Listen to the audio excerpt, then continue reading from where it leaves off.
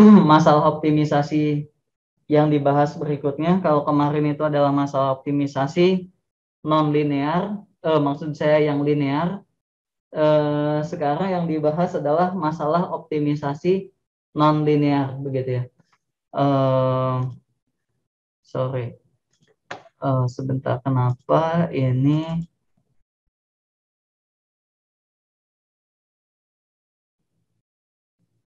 seharusnya yang ini dulu. Oke, masalah optimisasi non-linear tanpa kendala, begitu ya.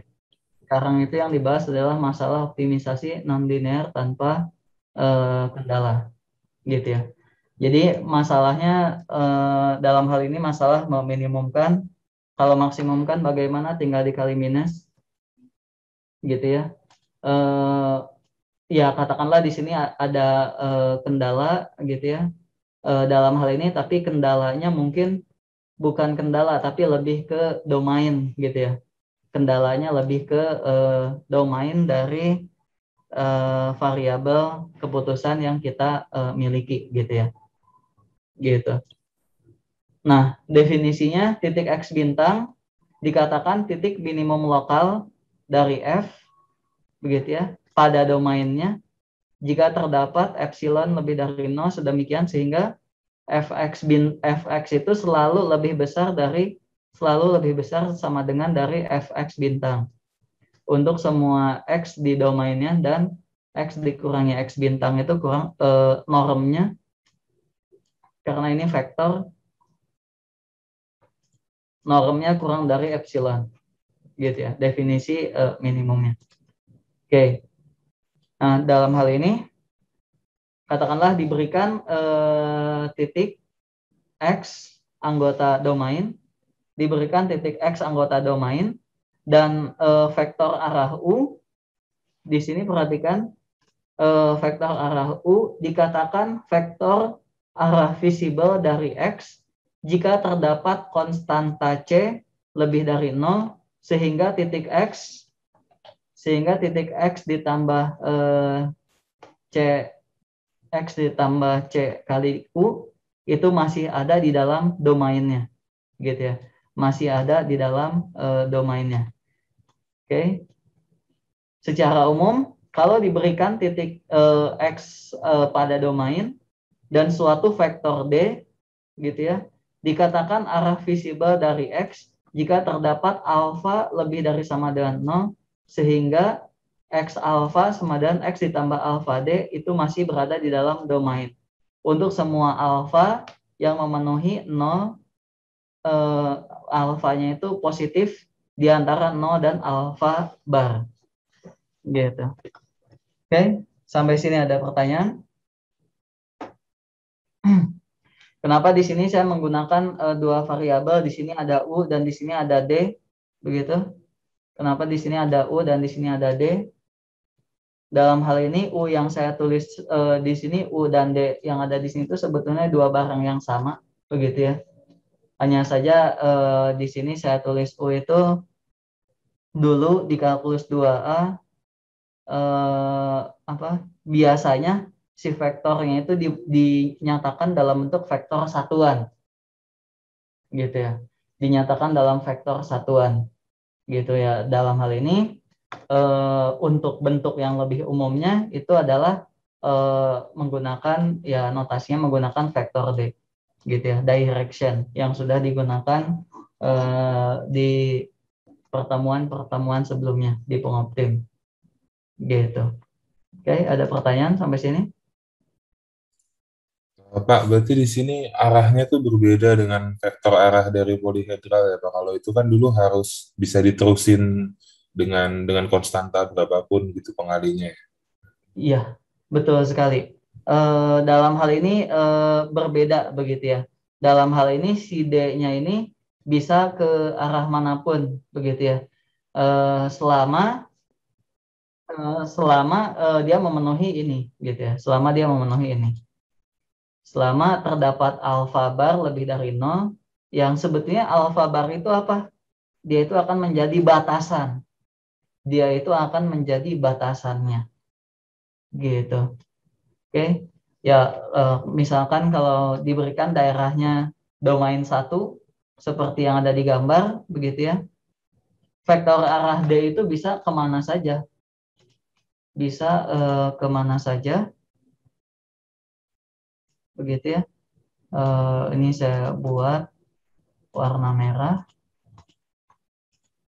Vektor arah D itu bisa kemana saja. Tetapi kalau arahnya itu katakanlah ke bawah, nah itu akan ada suatu batasan alfa tertentu gitu ya. Akan ada suatu batasan alfa tertentu apa supaya si arah yang ke bawahnya ini memenuhi gitu. Karena kan tidak boleh over gitu ya. Atau ke kiri atau ke atas tapi agak ke kiri. Oke, ada pertanyaan? Jadi betul sekali ini ada batasannya. Oke. Nah, pertanyaan saya sekarang diberikan titik X anggota domain ya. Diberikan titik X anggota domain. Kalau X-nya itu, kalau kita punya masalahnya itu adalah ini, minimumkan fungsi objektif fx terhadap kendala. Kendalanya itu sebetulnya hanya kendala domain ya. Sebetulnya di sini kan tanpa kendala ya. Kendalanya itu hanya sekedar X berada dalam domainnya, gitu ya. Nah, katakanlah diberikan ya X, ya diberikan X begitu, diberikan X anggota domain. Artinya kalau X-nya anggota domain, dia itu sudah menjadi solusi visible. Betul tidak? Kalau X-nya sudah berada dalam anggota domain, artinya dia sudah menjadi solusi visible. Apakah betul? Betul, Pak. Betul, Pak. Oke. Kalau sudah betul, pertanyaannya adalah suatu vektor D dikatakan arah visible bla bla bla bla bla. Oke. Kemana saya harus mencari, kemana saya harus berjalan, atau vektor D seperti apa supaya saya mengarah ke titik minimum.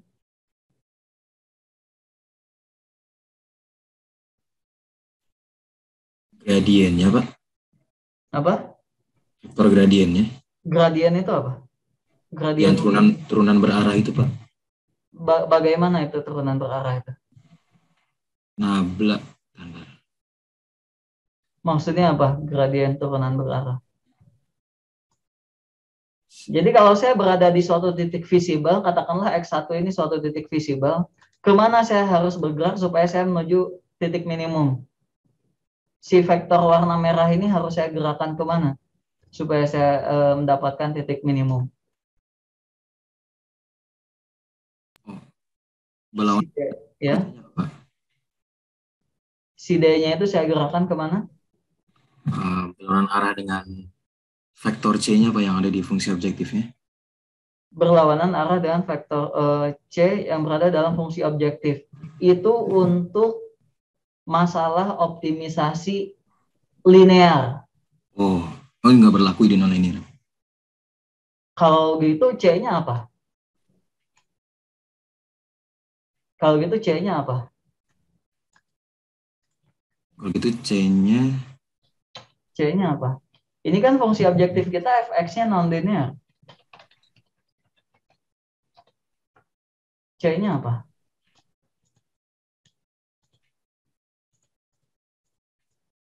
Ini ingat ya, mulai dari sekarang pembahasan kita masalah optimisasinya fx-nya itu non-linear.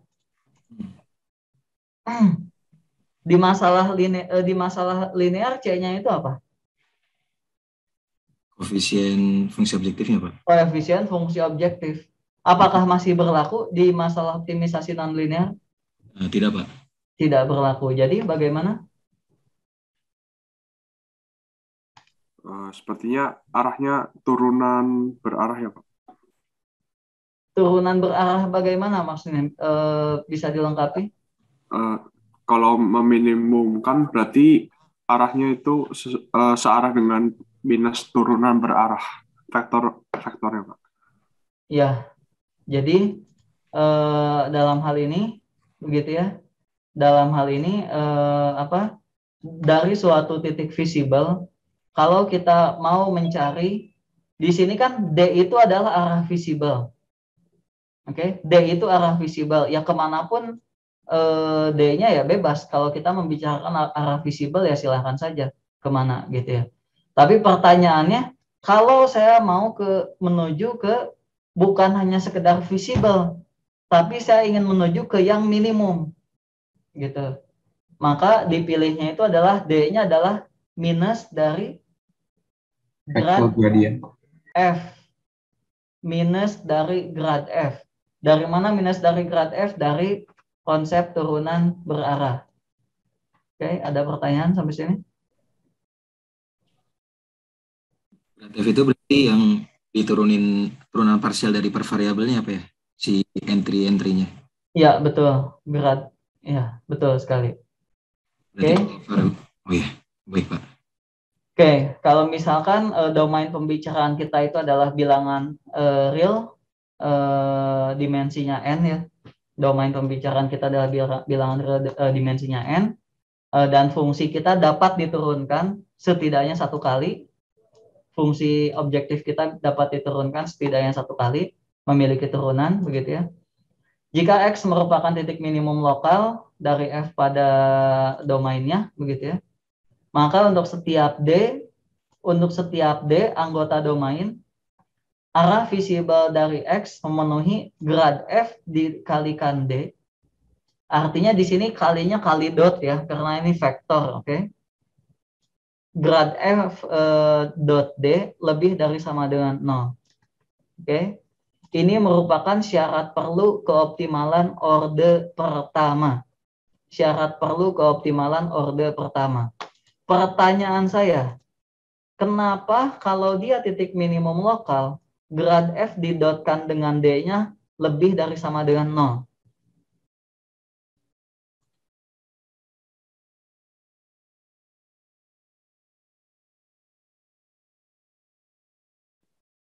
Kenapa grad F didotkan dengan D-nya itu lebih dari sama dengan 0? Grad F didotkan dengan D ini apa?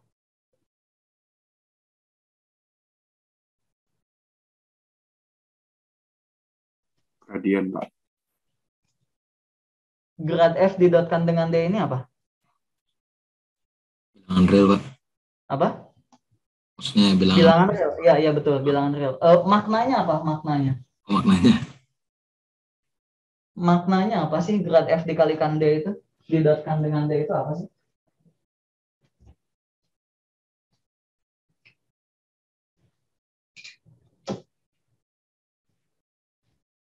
Yaitu harus turunan berarah itu ya, kalkulus 2A ya. Makanya saya minta baca ya.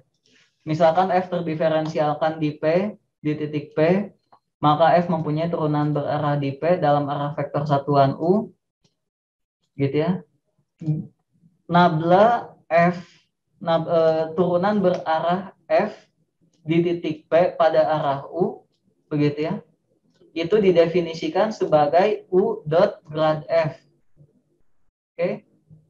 U dot grad F. Apa artinya kalau turunan berarah lebih dari 0, turunan berarah sama dengan 0, turunan berarah kurang dari 0? Apa artinya?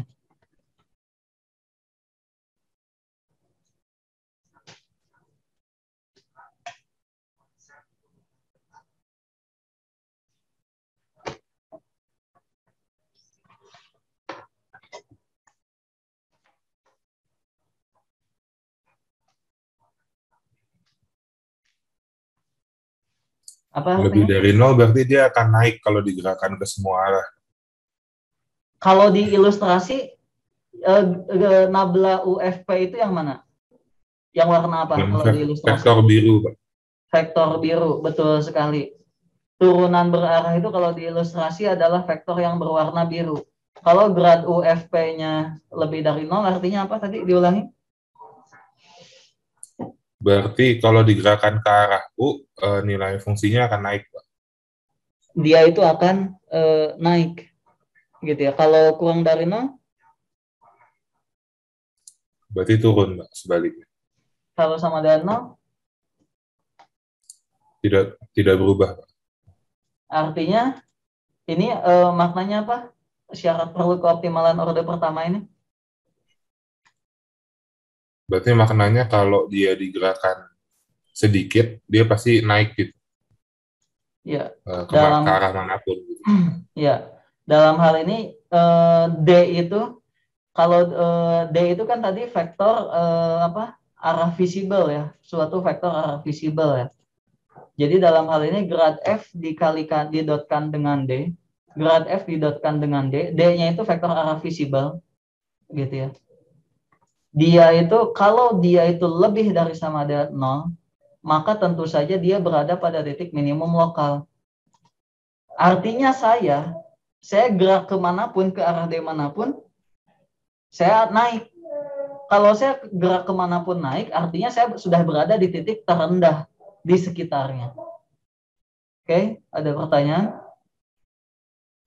Nah, dalam hal ini calon titik optimalnya adalah grad F sama dengan 0, tentu saja. Syarat perlu orde pertama, ada pertanyaan? Oke, kalau tidak ada, buktinya bagaimana, begitu ya? Bukti syarat perlu orde pertama. Bukti syarat perlu orde pertama, misalkan vektor D, begitu ya? Vektor arah visible dari titik minimum lokal X, maka terdapat alfa sehingga bla bla bla. Ini yang tadi ya definisi vektor arah visible.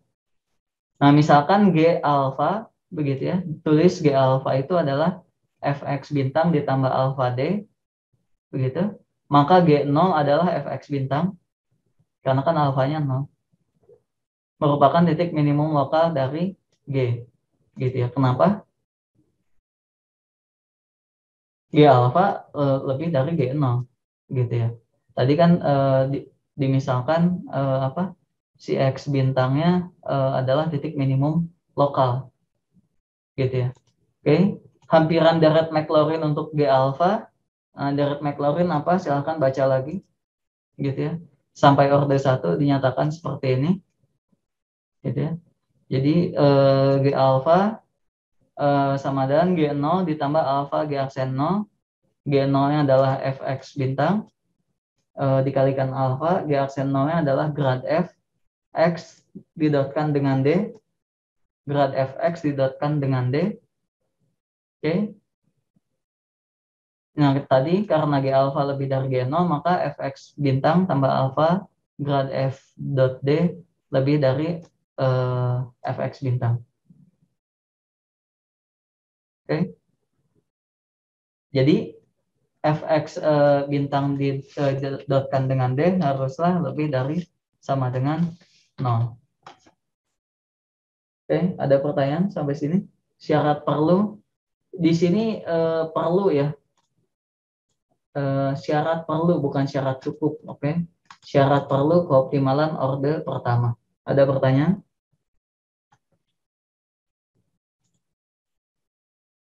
Oke, kalau tidak ada, tolong kerjakan ini. Ya, ini sudah muncul juga ya. Sudah muncul di layar juga sih jawabannya. Minimum kan Fx bla bla bla, begitu ya. Ini masalah tanpa kendala, maka syarat perlu orde pertama, begitu. Syarat perlu orde pertama grad F X bintang sama dengan 0, diperoleh calon titik optimalnya adalah X1 sama dengan 1, X2 sama dengan 2, gitu ya. X1 sama dengan 1, X2 sama dengan 2. Ini baru syarat perlu orde pertama. Apakah dia merupakan titik minimum? Nggak tahu. Ini masih calon, karena dia masih syarat perlu orde pertama. Ada pertanyaan?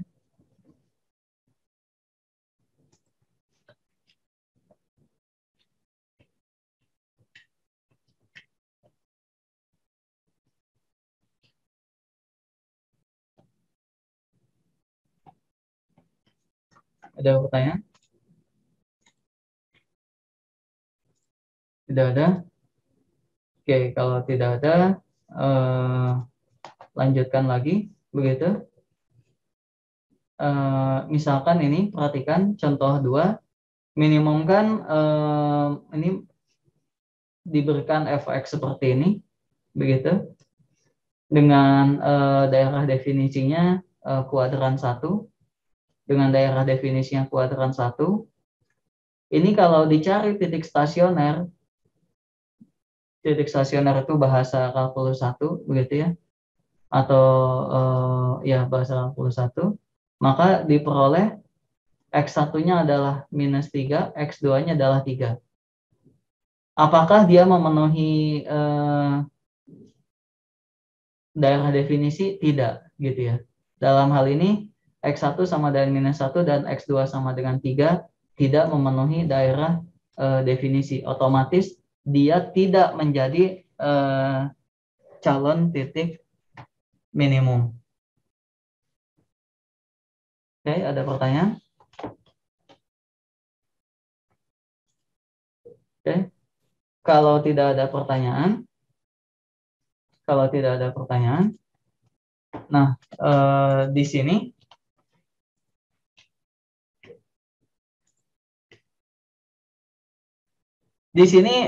sudah diketahui, katakanlah di sini sudah diketahui bahwa titik minimum dari masalah ini adalah 0,5. Sudah diketahui titik minimum dari masalah ini adalah 0,5. Oke. Dari mana dapat 0,5? Yaitu cerita lain nanti lagi saja, begitu ya. Tapi pertanyaannya adalah buktikan bahwa titik minimum ini memenuhi syarat perlu keoptimalan orde pertama. Oke. Buktikan bahwa titik ini 0,5 memenuhi syarat perlu keoptimalan orde pertama. Oke. Tadi syarat perlu keoptimalan orde pertama bunyinya bagaimana?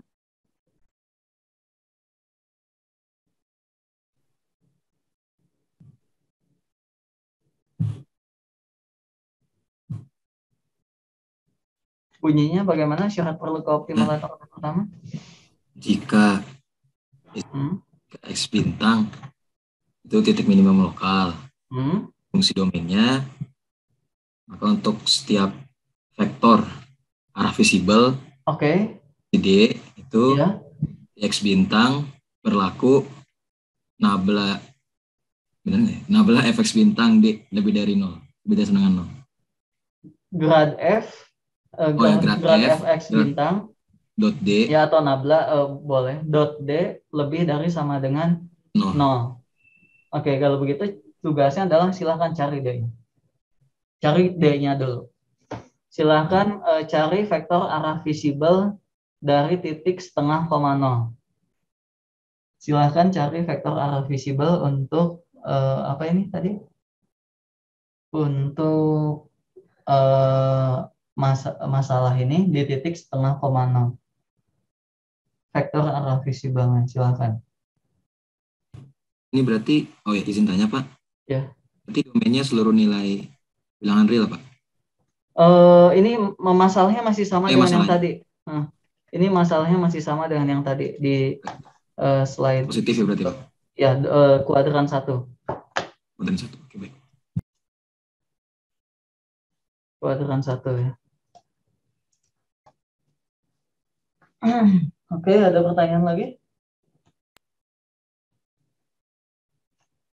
Izin tanya Pak. Ya. Ini berarti arah visible kan D-nya kan berupa himpunan ya Pak, karena kan banyak banget ya. Betul sekali, bagus sekali, betul. Terus? Berupa himpunan kalau digambar, terus? Nah, betul sekali, digambar ya, bagus sekali. Terus? Dan kemungkinannya yang masih bisa saya pastikan itu sampai komponen kedua dari vektor arahnya itu nggak boleh negatif Pak. Bagus sekali. Tapi yang komponen satunya nggak tahu gimana cara definisinya. Apa? Ya memang nggak ada. Oh, emang nggak ada.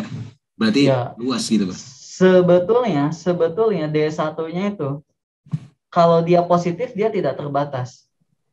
Tapi kalau dia negatif ada batasannya Pak. Ada batasannya, dia bakal nabrak. Nabrak sama sumbu Y. Nabrak sama sumbu Y. Sebetulnya ke kirinya memang ada batasannya. Betul sekali. Bagus sekali. Jadi kuncinya itu digambar ya. kuncinya itu adalah di gambar. Jadi dalam hal ini, tapi dalam hal ini kita lihat saja, kita ambil D-nya D yang kecil saja, begitu ya, katakanlah, yang tidak melebihi, yang tidak overlap ke sumbu Y. Perhatikan bahwa vektor arah D itu selalu memiliki komponen D2 lebih dari 0. Dari mana? Dari gambar. Oke, lihat nih. Ini kan titik setengah koma 0 di sini. Kita mau buat vektor. Kalau kita mau buat vektor arah visibelnya ini kan yang diarsir. Pilihannya itu kemana ya? Ke atas, kemana gitu ya? Kanan, kiri, atas. Tapi nggak mungkin ke bawah.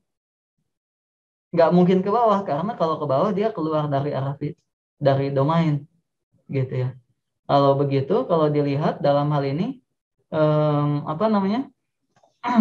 Karena vektor arah D ini, kalau saya tuliskan D1, D2, begitu, selalu memiliki komponen D2 lebih dari 0, maka grad F dot D-nya itu pasti lebih dari sama dengan 0. Kenapa? Ya lihat aja di sini.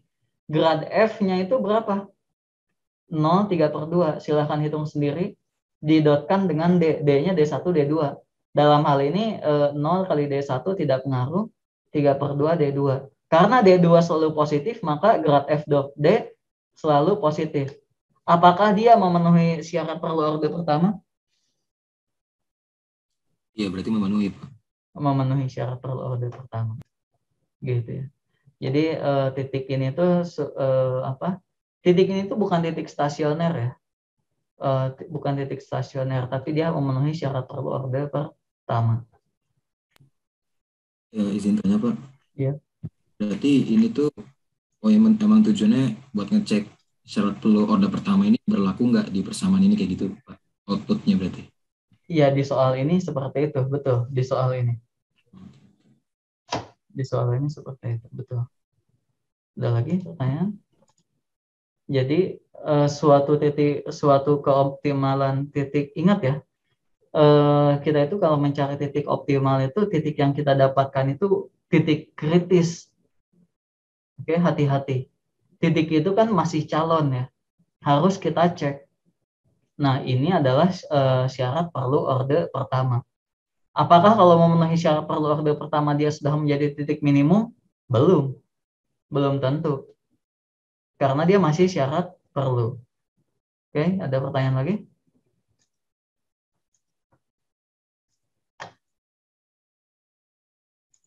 Oke, kalau tidak ada pertanyaan, ya walaupun sebetulnya titik ini tuh memang merupakan titik minimum global sebetulnya. Tapi nanti kita lihat dulu ya. Oke. Nah, berikutnya di sini dikenalkan yang namanya adalah syarat perlu keoptimalan orde kedua. Gitu ya. Kalau yang tadi adalah orde pertama, ini adalah syarat perlu keoptimalan orde kedua. Nah, dalam hal ini ya misalkan F-nya dapat diturunkan 2 kali, begitu ya. F-nya dapat diturunkan 2 kali. Jika X bintang merupakan titik minimum lokal dari F pada domain, maka untuk setiap D vektor arah visible, gitu ya, vektor arah visible dari X bintang memenuhi, yang pertama ini memenuhi syarat perlu keoptimalan orde pertama, dan yang kedua adalah jika grad F dot D-nya sama dengan 0, oke. Jika grad F dot D-nya sama dengan 0, maka D transpose turunan kedua atau matriks Hessian ya, nama populernya, didotkan lagi dengan D, itu lebih dari sama dengan 0. Gitu. Nah, kalau untuk kasus tanpa kendala begitu, formulanya seperti ini, dia syarat perlu orde pertama begitu ya. Dan di sini untuk setiap D, perhatikan di sini untuk setiap D begitu, D transpose sama lebih dari sama dengan 0. Gitu. Atau sebetulnya apa? Ini tuh apa? D transpose nabla kuadrat D lebih dari sama dengan 0 ini. Ini tuh juga bisa kita bisa kita katakan dalam bentuk lain adalah matriks Hessiannya bersifat semi-definite positif. Semi-definite positif itu apa? Ada yang tahu semi-definite positif itu apa?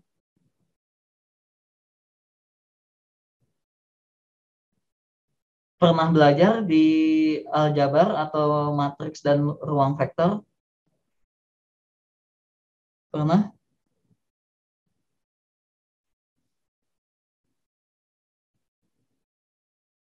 Pernah tidak? Oke. Jadi misalkan A n kali n adalah matriks simetri, begitu ya.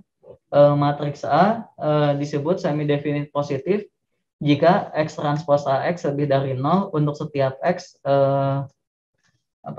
anggota Rn, begitu ya. Oke. Nah, A disebut definite positif, ini tidak semi ya. A disebut definite positif jika X transpos AX lebih dari 0 untuk setiap X anggota Rn. Oke. Nah, untuk menguji suatu matriks itu definite positif, ada beberapa cara, begitu ya, melakukan pengujiannya. Yang pertama adalah dengan ini, X transpos AX tadi, begitu ya. Yang pertama dengan X transpos AX tadi. Yang kedua, kalian bisa cek dengan nilai eigen juga, bisa juga cek dari determinan submatriks. Yang paling mudah adalah yang determinan submatriks. Bagaimana cek definite positif dari determinan submatriks? Ada yang tahu? Ada yang tahu?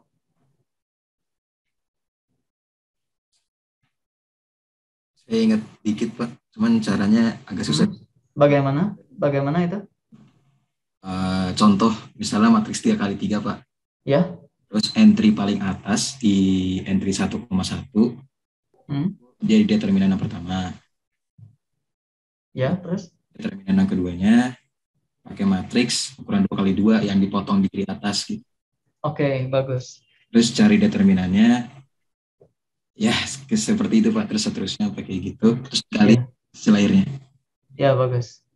Nah, ini saya tidak sempat menggambar ya, tapi kira-kira seperti ini. Misalkan matriksnya itu dalam hal ini misalkan 4x4, begitu ya. Gitu. Jadi determinan submatriks itu seperti ini. Yang tadi teman kamu katakan, determinan submatriks utama pertama itu adalah ini. Kita buat submatriks berukuran 1x1. Gitu ya. Berukuran 1x1. Kemudian dihitung determinannya. Tentu saja determinannya adalah dirinya sendiri. Kemudian hitung determinan submatriks utama kedua. Kita buat submatriks berukuran 2x2, begitu ya. Hitung determinannya. Kemudian submatriks utama ketiga dan seterusnya. Gitu. Oke. Jadi dalam hal ini untuk melakukan pengecekan definite positif, sekali lagi caranya ada banyak, begitu ya. Salah satu caranya adalah dengan determinan submatriks utama. Oke, ada pertanyaan? Jadi kembali lagi ke yang tadi, bukan yang ini, ke sini, gitu ya. Jadi syarat perlu keoptimalan orde kedua itu, begitu ya. Yang pertama dia itu syarat perlu orde pertama, begitu ya. Dia harus memenuhi syarat perlu orde pertama, begitu.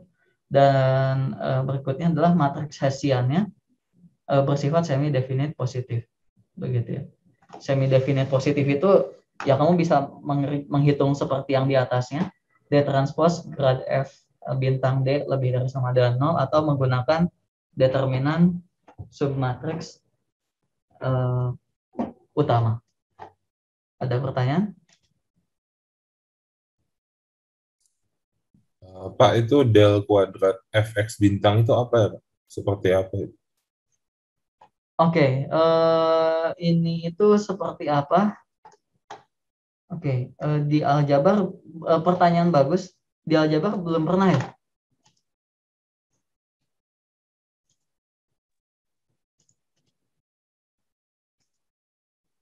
kayaknya memang belum pernah. Nampaknya memang belum pernah. Pernah nggak? Sepertinya belum pernah, Pak. Di Ale atau saya nggak tahu matriks dan ruang vektor di aljabar linear elementer. Pernah nggak ya? Saya juga tidak tahu.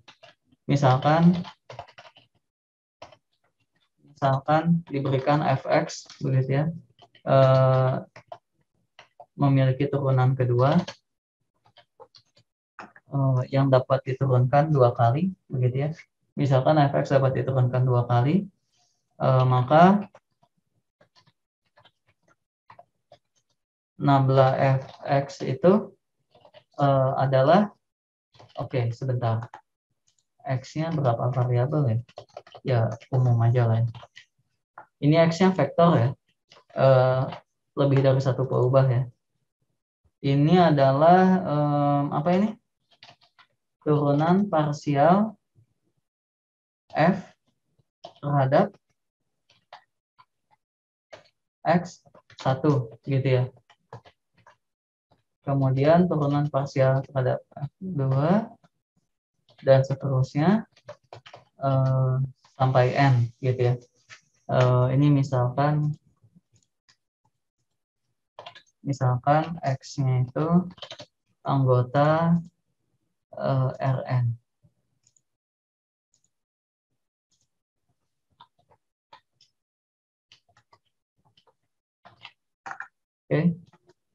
Oke, ini turunan pertama. Turunan keduanya, nah ini turunan keduanya apa ini? Turunan keduanya apa? Ada yang bisa bantu saya?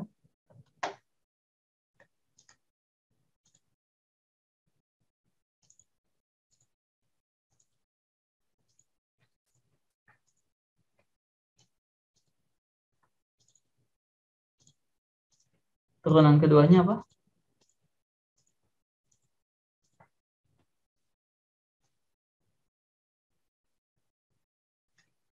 Ada yang bisa bantu saya? Turunan keduanya apa?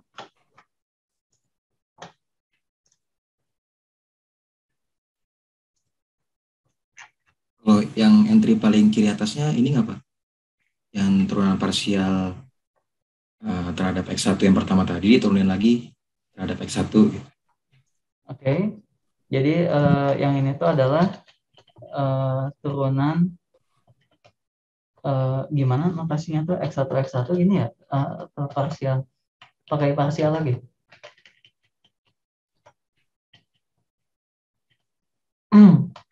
Mungkin supaya lebih ini gini aja. Nambah X1 kuadratnya. Partial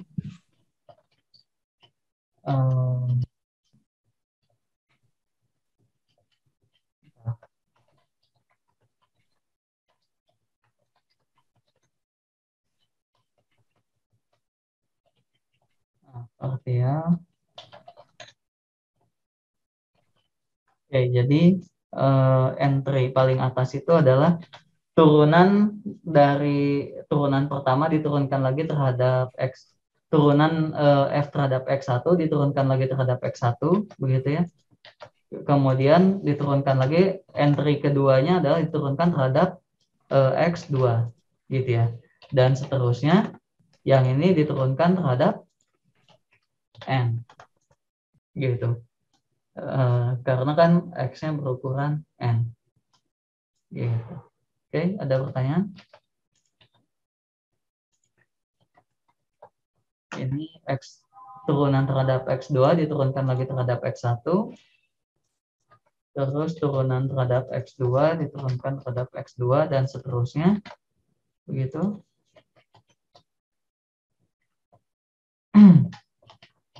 Oke, ada pertanyaan? Tidak ada? Oke, ya yang ini berarti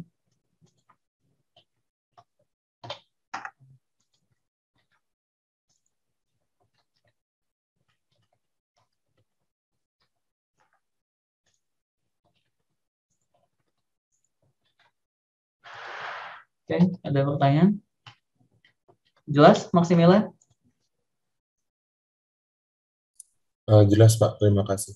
Oke, jadi kalau begitu, yang tadi, contoh tadi mana? Nah ini, coba kerjakan, cek apakah dia memenuhi SPO2. Cek apakah dia memenuhi syarat perlu keoptimalan orde kedua.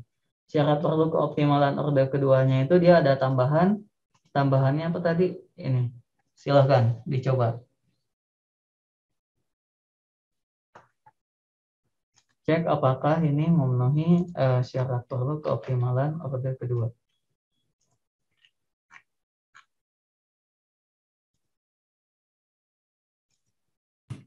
Bapak izin bertanya. Ya, silahkan. Kalau tadi yang matriks Hessian tadi Pak, untuk ngecek dia semi definite positif, pakai submatriks, itu berarti ngikutin yang definisi definite positif kah Pak? Gimana ulangi?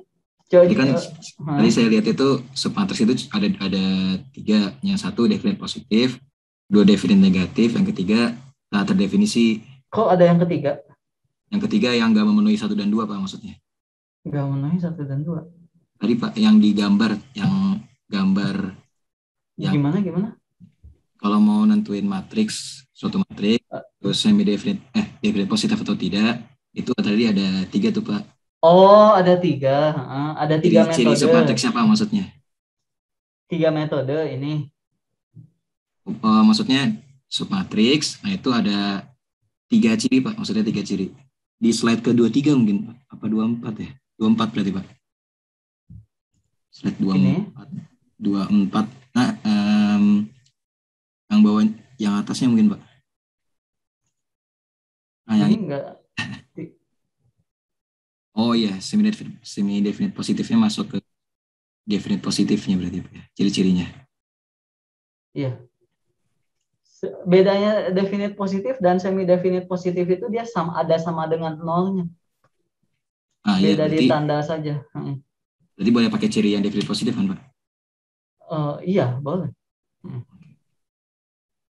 Baik Pak, terima kasih Pak, itu aja. Oke. Ada lagi pertanyaan? Sebetulnya nanti akan ada akan ada yang lebih spesifik lagi ya. Ada waktunya ketika kita menggunakan semi definite, ada waktunya ketika menggunakan definite. Gitu. Oke, ada pertanyaan? Tidak ada. Jadi matriksnya seperti apa turunan keduanya? Dari soal ini? Saya nemuinnya semi definite positif Pak. Matriksnya bentuknya seperti apa? Kalau matriks Hessiannya tadi entry-nya matriksnya 2 kali 2 ukurannya, isi 2 min 1 min 1 2. 2 min 1 min 1 2. 2 min 1. Oh iya, 2 min 1 min 1 2. Oke. Jadi apa namanya? 2 min 1 min 1 2 ya. Oke, jadi kita lihat di sini D transpose turunan kedua dikalikan dengan D, yaitu D-nya dalam hal ini D1, 0. Oke, mungkin dari atas ya. Misalkan D-nya kan D1, D2 dan titik setengah 0 akan dicek apakah memenuhi SPO2 begitu ya. Oke, tadi syarat SPO2-nya apa ya? Coba kita lihat lagi.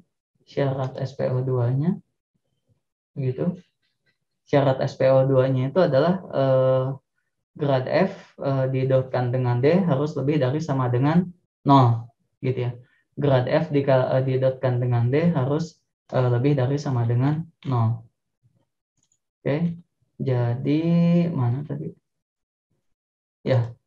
Jadi grad F didotkan dengan D itu harus lebih dari sama dengan 0. Nah, dalam hal ini grad F-nya 0, 3/2 didotkan dengan D1, D2, 3/2 D2 harus lebih dari 0 gitu ya. Oke. Nah, kemudian grad F didotkan dengan D, dia itu akan bernilai 0 kalau D2-nya bernilai 0. Kalau D2-nya bernilai 0. Oke. Jadi D transpose grad F didotkan dengan D lagi menjadi seperti ini, dikalikan dengan ini 211. 2110 atau 2 minus 1?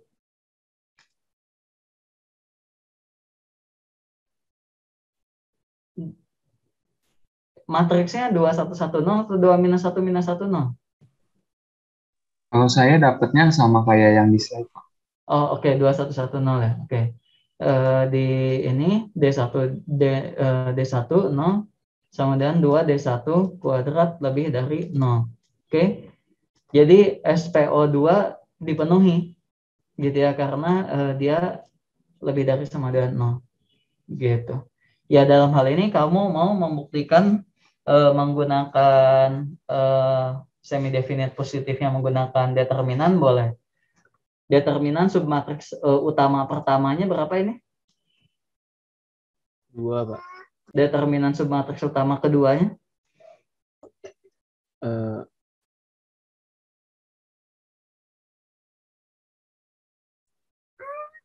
Min 1, Pak. Kok minus 1 ya?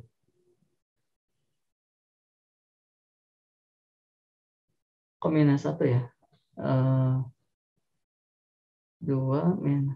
Artinya tidak semi definite positif dong. Kalau minus 1. Ada yang salah hitung nggak di sini? Apakah ada yang salah hitung di sini?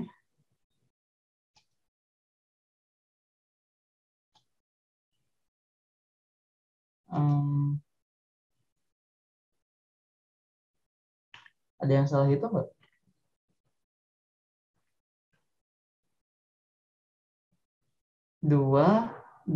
Diturunkan terhadap X1, 2X1 dikurangi 1 ditambah X2. Diturunkan terhadap X2, 0, 0, 0, 1 ditambah X1. Turunkan yang terhadap X1, turunkan lagi terhadap X1, 2. Turunkan. Betul ya, matriks ininya 2110 ya? Betul ya? Betul, Pak. Betul ya. Terus di mana ininya? Kok ada yang keliru di mana nih? Pak, Ya? dapatnya 2101. 21? 01. 2101. 2101 atau 2110 seharusnya. Turunkan terhadap X2, terus turunkan terhadap X1. Turunkan terhadap X2, 1.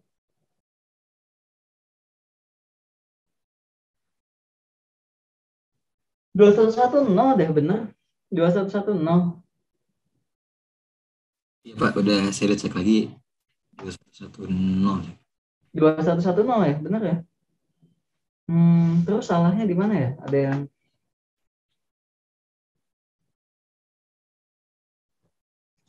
di mana salahnya?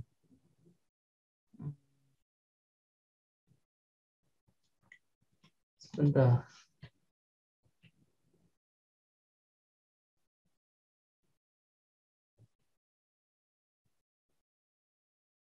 Ini kalau cek menggunakan nilai eigen, semi definite positif itu itu definite positif, semua nilai eigennya positif.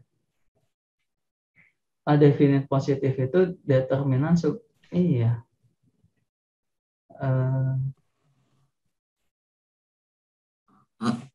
Ya. Kalau dicek pakai submatrix itu kan yang submatrix pertamanya kan 2 Pak. Iya. Terus yang keduanya itu kan berarti kan 2 dicari determinan biasa kan Pak ya? 2. Determinan biasa, betul. Itu kan determinannya 1 Pak. 1 minus 1. 2 kali 0 dikurang 1. Oh iya deh. Minus 1. Minus 1 itu. Di mana ya letak ininya? -1 itu. Kenapa ya?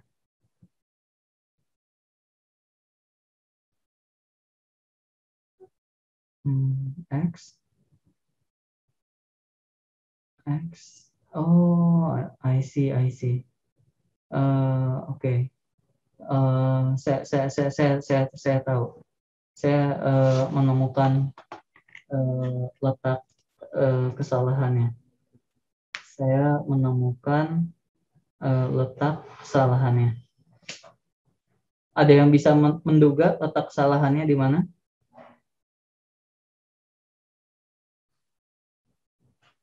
Ada yang bisa menduga letak kesalahannya di mana?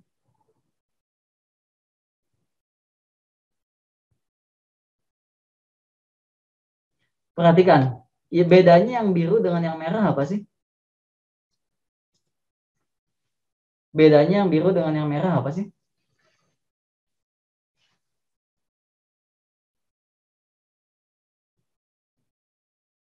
Ada yang bisa mengatakan bedanya yang biru dengan yang merah apa? Masalah kita, masalahnya apa?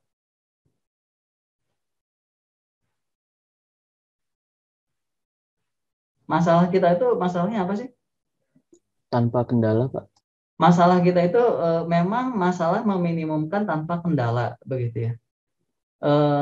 Tapi kok di sini ada yang pakai kendala dan tanpa kendala? Maksudnya apa? Kendala di sini itu yang dimaksud adalah apa? Kendala yang dimaksud adalah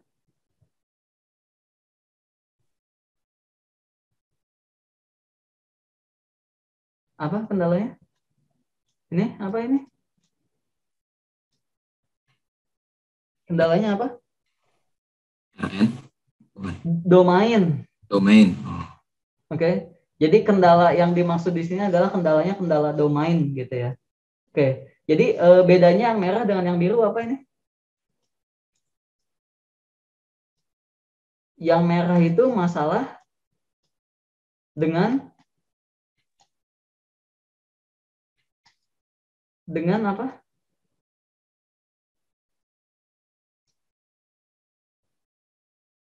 Masalah dengan apa ini? Yang merah?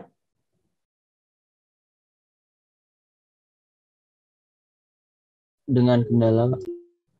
Dengan kendala. Kendalanya ada di suatu domain tertentu. Kalau yang biru? Yang nggak pakai kendala, Pak. Yang nggak pakai kendala. Sekarang lihat lagi masalah ini. Untuk masalah yang ini, dia masalah tanpa kendala atau dengan kendala? Kendala di sini maksudnya domain ya? Apakah dia punya kendala domain? Masalah yang ini? Punya atau tidak? Punya, Pak. Punya, Pak. Oke. Bedanya apa? Kalau dia kendalanya domainnya dibatasi dengan yang tidak? Bedanya apa? Mana tadi SPO2 tuh? Beda di SPO2-nya, Pak, maksudnya. Ya, selain di SPO2-nya bedanya di mana? Oh, kalau di tanpa kendala yang Pasiennya resmi definite positif, tapi kalau yang dengan kendala nggak harus, Pak. Mungkin seperti itu. Bukan di situ sebetulnya. Yang lebih dasar lagi apa? Vektor arah visibelnya bagaimana D-nya? Jadi kalau yang mana, Pak? Yang tanpa kendala domain? Kalau yang tanpa kendala domain berarti D-nya elemen Rn, Pak, bebas. Gitu. Bebas. Semuanya. Kalau yang pakai kendala domain? Terbatas, Pak, D-nya. Terbatas D-nya. Nah, itu dia bedanya. Oke. Hal yang membedakan paling dasar adalah D-nya. Oke. D-nya itu kalau yang biru, D itu D-nya bebas. Makanya di sini perhatikan nih, baca. untuk setiap D gitu ya, dia berlaku seperti ini. Kenapa? Karena kan dia domainnya tidak terbatas, gitu ya. Domainnya tidak terbatas, bisa kemanapun, gitu. Makanya dia bisa menggunakan sifat matriks hash semi definite positif. Sementara yang merah ini D-nya itu tidak bebas, D-nya itu tidak bebas, terbatas, gitu. Oke? Maka dari itu di masalah kita yang tadi, di masalah kita si D-nya itu kan tadi kita di SPO1 sudah membuktikan ya bahwa D-nya itu tertentu saja. Benar? D-nya itu tertentu saja gitu ya di SPO1. Tidak ke segala arah. Dia kalau ke bawah dia jadi tidak visible. Kalau ke bawah dia jadi tidak visible. Gitu. Oke. Nah, tadi syarat SPO2-nya mengatakan apa? Jika grad f dot D-nya sama dengan 0, maka ini harus lebih dari 0. Oke, jadi kita cek di sini SPO2-nya. Kita cek jika grad f dot D-nya sama dengan 0 dicapai ketika D2 sama dengan 0, begitu, maka D dikali turunan, didotkan dengan turunan kedua, didotkan lagi dengan D, harus lebih dari 0. Dan dia memenuhi. Oke. Jadi menggunakan matriks Hessian itu khusus untuk yang domainnya tidak terbatas. Oke. Khusus untuk yang tidak ada kendala domain. Oke. Ada pertanyaan sampai sini? Oke. Jadi sekali lagi untuk menguji yang menggunakan matriks Hessian itu, yang menggunakan determinan itu hanya berlaku untuk yang apa tadi ya? Tidak berkendala. Tidak berkendala domain. Ada pertanyaan?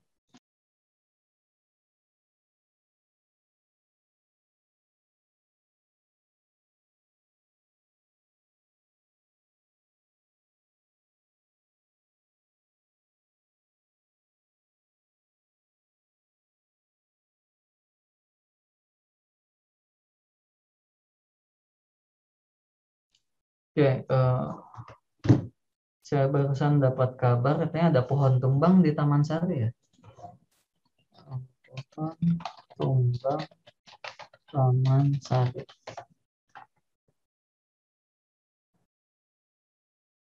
Nggak tahu valid nggak ya?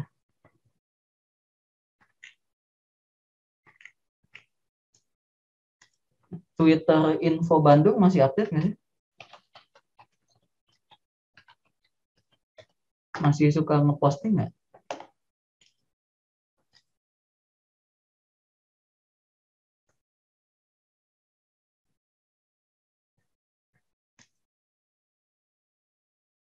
Postingan terakhir 14.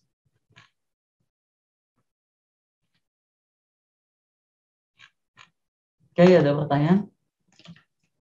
Jadi syarat perlu orde pertama, syarat perlu orde kedua ya. Ada pertanyaan sampai sini?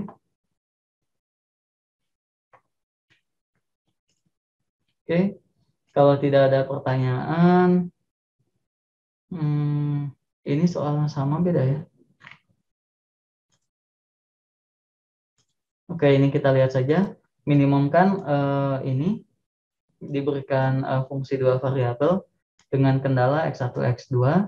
Misalkan D-nya X1 D sama dengan D1, D2 gitu. Oke, dicek begitu ya. Titik stasionernya di dalam hal ini ada 2 begitu ya. Titik stasionernya dalam hal ini ada 2, 0,0 dan 6,9 begitu. Turunan keduanya seperti ini. Turunan kedua di 00 begitu. Di sini 18 minus 12 minus 12 4 gitu. Oke, ada pertanyaan?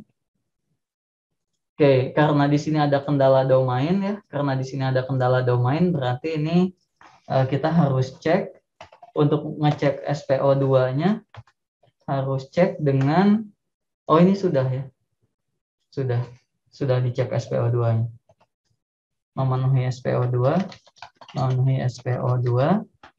titik 6,9.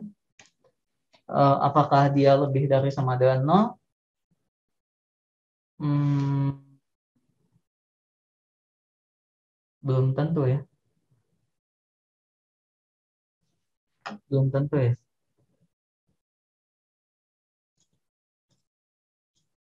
Ini ada yang kelewat.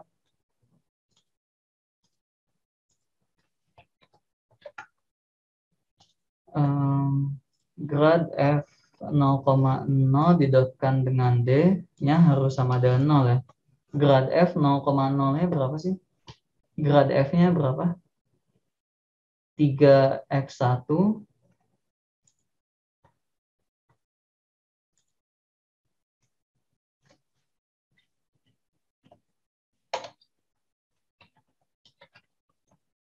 grad F-nya apa?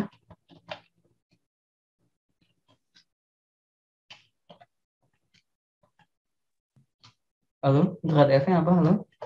3x1 kuadrat 3x1 kuadrat dikurang 2x1 x2 2x1 x2 x2 koma bawahnya ya. Terus minus x1 kuadrat ditambah Oke, jadi grad F 0,0-nya itu berapa? 0 ya. 0 Pak. Grad F 0,0 sama dengan 0 ya berarti selalu 0. Artinya D1 dan D2-nya bebas. Selalu 0 ya. Selalu 0 artinya D1 dan D2-nya bebas. Gitu. Ya tentu saja selalu 0 ya, karena ini kan dipenuhi oleh ini. Oke. Oke, ada pertanyaan? Dia memenuhi SPO2. Untuk yang titik yang kedua 6,9, 18 D1 dikurangi 24 D1 D2 ditambah 4 D2 kuadrat. Dia belum tentu 0 ya. Dia belum tentu positif ya. Belum tentu positif. Dia pasti positif atau enggak yang ini? Yang bawah.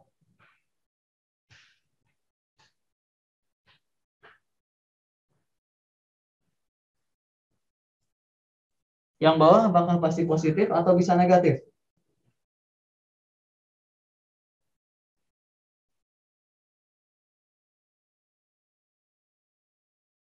Bisa negatif, Pak. Tahu dari mana?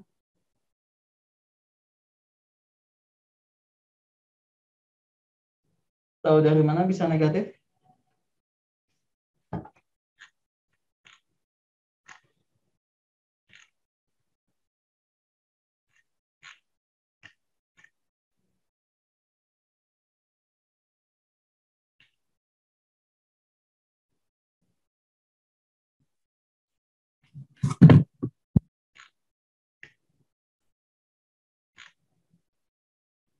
Gimana? Tahu dari mana bisa negatif? Artinya dari himpunan vektor arah yang dibentuk dari 6,9. Putus-putus, putus-putus gimana ulangnya? Itu Pak, dari himpunan vektor arah yang dibuat dari titik 6,9. Itu kan itu kan himpunannya bisa D1-nya bisa negatif, D2-nya negatif, banyak kemungkinannya Pak. Jadi kayaknya belum tentu positif lah gitu. Ada contohnya nggak yang dia menjadi negatif?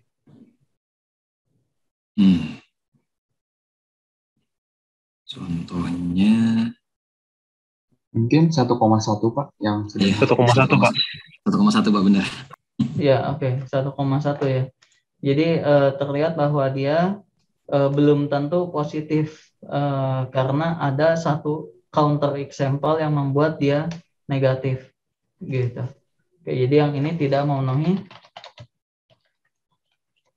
SPO2 gitu ya. Yang ini dia tidak memenuhi SPO2.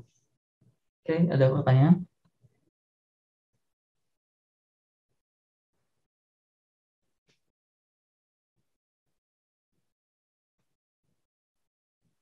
Ada pertanyaan? Tidak ada. SPO1-nya masuk nggak sih ini? Belum dicek ya. SPO1-nya masuk atau tidak? SPO1-nya kalau dicek grad F.D SPO1 itu tadi apa? SPO1 itu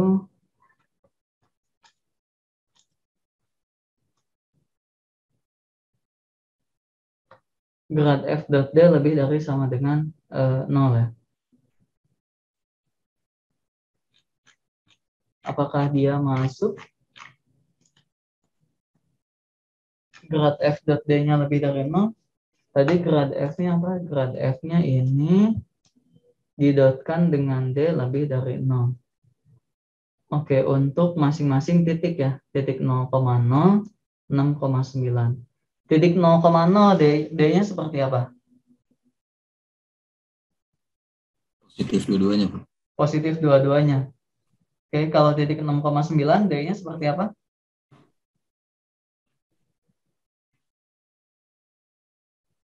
Bisa semuanya. Apakah harus positif dua-duanya? Nggak harus, Pak. Enggak harus. Dia bisa negatif walaupun ada batasannya ya. Ada batasan alfa barnya. Alfa barnya ada batasan karena tidak boleh overlap. Oke. Jadi kalau begitu grad F dot D di titik selalu 0 dalam hal ini ya. Grad F dot D-nya kebetulan selalu 0 ya. Betul ya, selalu 0 ya. Karena kan grad F-nya di titik 0,0 dan 6,9 selalu bernilai 0. Oke, jadi memenuhi SPO 1 ya. Karena kan dia SPO 1 mengatakan grad F dot D lebih dari sama dengan 0. Lebih dari sama dengan. Gitu. Oke, ada pertanyaan? SPO 1 dan SPO 2. Ini salindianya nanti saya unggah ke EduNext, begitu ya. Ya. Ingin bertanya Pak. Jadi kalau misalnya SPO 1-nya itu dia udah misalnya ada kemungkinan negatif, dia otomatis nggak memenuhi SPO. Ya, sebetulnya kalau SPO kan dia syarat perlu ya. Kalau ada suatu titik kita cek SPO 1-nya negatif, kita tidak usah ngecek SPO 2-nya. Karena kan dia diperlukan. Salah satu syarat gitu ya. Salah satu syarat saya sudah tidak dipenuhi, untuk apa kita ngecek yang lain gitu. Oke. Baik Pak. Tapi ketika SPO 1 memenuhi, kita harus cek SPO 2. SPO 2 memenuhi apakah sudah merupakan titik minimum? Belum tentu. Itu masih syarat perlu. Itu masih syarat perlu. Dua-duanya ini masih syarat perlu, bukan syarat cukup. Oke, ada lagi pertanyaan? Bagus sekali.